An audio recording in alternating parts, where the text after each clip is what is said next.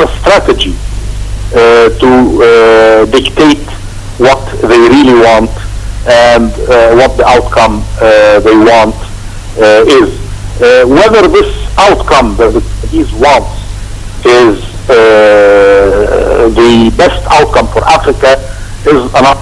But we cannot complain so long as we are, putting our burdens on the shoulders of external powers. And the big question here, sir, should Africa always look at China and other foreign powers that they have, that they are capable of solving their problems? I mean, this is what I have been saying long. I mean, if we look for Big Brother to solve our problems, we are returning again to the 19th century, where the power of the colonial powers are going to shape our destinies. We will return again to what the colonial powers used to say, the white man's burden to civilize and to bring peace and stability to the colonies. So we either choose this venue or choose a venue of independence and cooperation between the Africans to achieve a better destiny for all of us. Well, Ambassador Mohammed Al-Shazli, former ambassador to Sudan, thank you for joining us. Thank you. And still with South Sudan, where it's said that it is prepared to go ahead with the planned elections despite the United States and other foreign countries refusing to support the ballot. Details in the following report.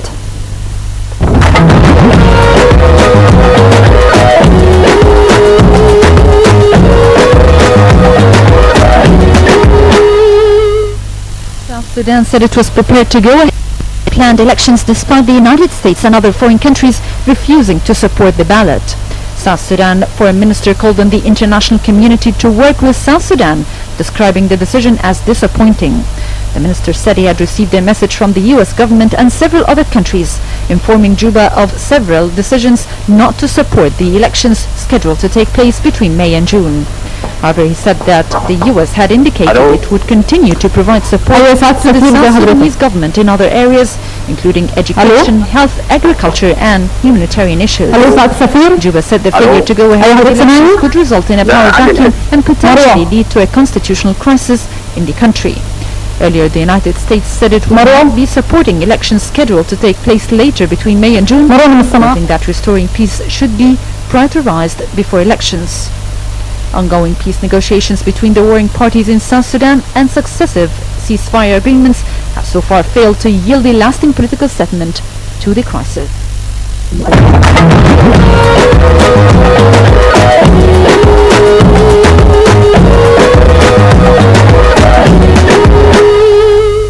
Welcome back, and to continue the situation in South Sudan and the relations with China, we are joined over the phone by Ambassador Ahmed Hagar, a political analyst. Hello, Mr. Ambassador. Hello, good afternoon. Sir, what do you think that China now is committing 700 combat troops to South Sudan? I cannot hear you very well. Could you raise your voice a little bit, please? How do you think that China now is sending 700 combat troops to... Can you hear me, sir? Could you repeat your question again, please? I cannot hear you. How do you think that China now is sending 700 combat troops to South Sudan, saying it is trying to help to bring peace to the world's newest nation? What do you think of this, sir? China is one of the few permanent members of the Security Council to embark on sending its keeping forces to some African countries. It's in South Sudan, where it has a lot of oil exits, and this is the first time a permanent member of the Security Council do that.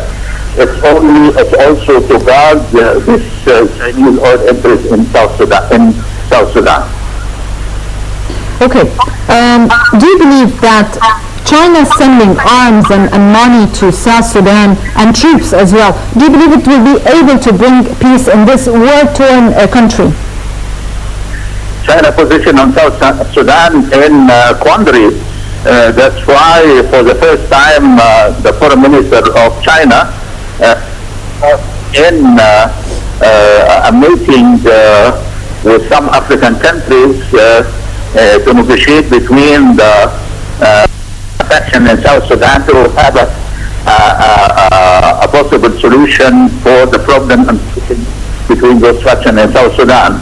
So it wanted to guard its interest in the oil of South Sudan, and also for the first time, usually is China taking a cautious position in foreign policy, but this is the first time the foreign minister of China is taking part in a negotiation between the different factions fighting in South Sudan. Okay, China is accused of exploiting Africa, but Beijing on the other hand saying that it has done a lot to this country and has given also a lot. What's your opinion about that? Are you mentioning South Africa? Yeah, no, I'm saying, sir, can you lower the volume of the television, please? South Africa is one of the major people. No, I'm not speaking about South Africa, so I'm saying that China is accused of exploiting Africa in general, and Beijing on the other hand saying that it has given a lot to this continent. How do you think about that? I think this is a false accusation. It is done by China's competitors who have lost a lot of business in Africa, while the same thing they are accusing China for. Many Western countries, especially the United States, are searching for oil and other minerals in the African continent, so they cannot accuse China of doing that. China is seeking oil and other minerals being exported from African continent to its economy, and with the consent and the encouragement of the government of the countries concerned. Okay, and do you believe that China's approach to Africa is different than other players like America, for example? No, China does not interfere in the internal politics of the African countries. The other countries are taking a lot of conditions for aid, even the World Bank aid to those countries, under the guise of protecting human rights, governance issues, and so on. China is not taking part in such a discussion or making limitations of its aid to those countries under the pretext of other reasons. Do you believe, sir, that China's intervention in South Sudan could be just the beginning and later on it could move to other parts of Africa and interfere in their affairs? No, China is trying to bring the two factions together. It is still recognizing the legitimate government in Abuja, in Juba, and trying to make contacts with the rebel faction of Riek Machar in order to guard its interest in South Sudan and also its interest in the North Sudan in Khartoum. So they have a direct interest to bringing an end to this conflict in South Sudan. And what are the guarantees that China could not go to Africa in another form of colonialism? No, I said that this is the accusation the Western media is accusing China involvement. China has not been colonizing any African countries like Britain and France and even Portugal and Spain. And it is a commercial beat, and they started to have a footprint in Africa. They are embarking on major constructions, railways, stadium, conference centers, and they are financing big projects in most parts of Africa. And finally, sir, how Sudan and its engagement with China could deal with a country that supported with money, supported with arms, and supported with troops? What's the kind of relation between those countries? Yeah, China is making some arms shipments to some African countries, exactly like Britain and France are doing in the continent.